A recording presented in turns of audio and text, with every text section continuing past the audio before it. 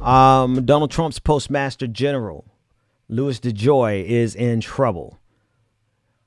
He's in trouble for two different reasons that he's in trouble. I want to talk about the first one. He's in trouble because he is being investigated for illegal campaign finance contributions, pressuring his employees to make donations and then refunding them those donations. And he's doubly in trouble because when he testified before Congress recently, he adamantly denied those accusations. According to the Washington Post, Louis DeJoy's prolific campaign fundraising, which helped position him as a top Republican power broker in North Carolina and ultimately as head of the U.S. Postal Service, was bolstered for more than a decade by a practice that left many employees feeling pressured to make political contributions to GOP candidates. Money DeJoy later reimbursed through bonuses, former employees say. 5 people who worked for DeJoy's former business, New Breed Logistics, say they were urged by DeJoy's aides or by the chief executive himself to write checks and attend fundraisers at his 15,000 square foot gated mansion beside a Greensboro, North Carolina country club. There, events for Republicans running for the White House and Congress routinely fetched $100,000 or more apiece. 2 other employees familiar with New Breed's financial and payroll systems said DeJoy would instruct that bonus payments to staffers be boosted to help defray the cost of their contributions, an arrangement that would be unlawful.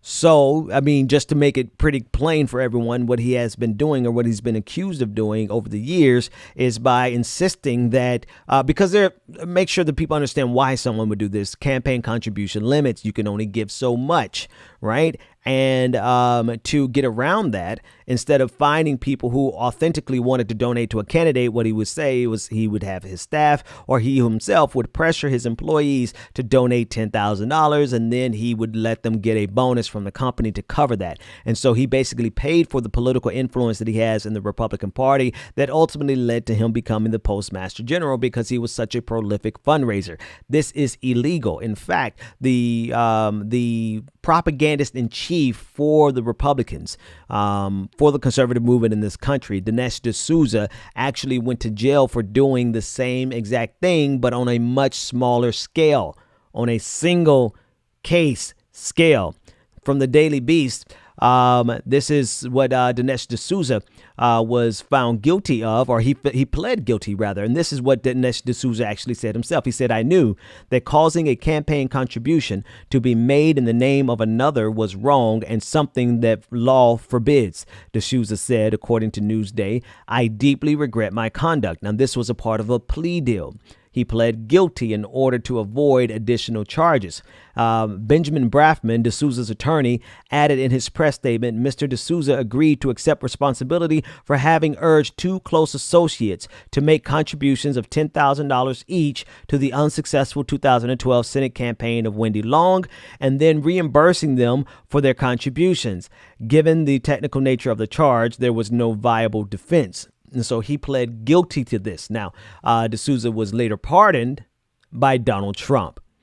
This type of activity happens, and it is a part of this corrupt culture. But now the Postmaster General is not only under investigation for doing this based on the testimony of his former employees, he's now facing perjury. Perjury before Congress, lying before Congress, because he adamantly denied it in this clip. Listen in.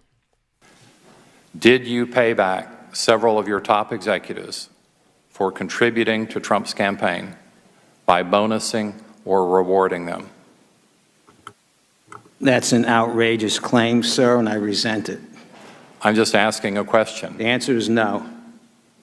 So you did not bonus or reward any of your executives? No. Anyone that you solicited for a contribution to the Trump campaign? No, sir.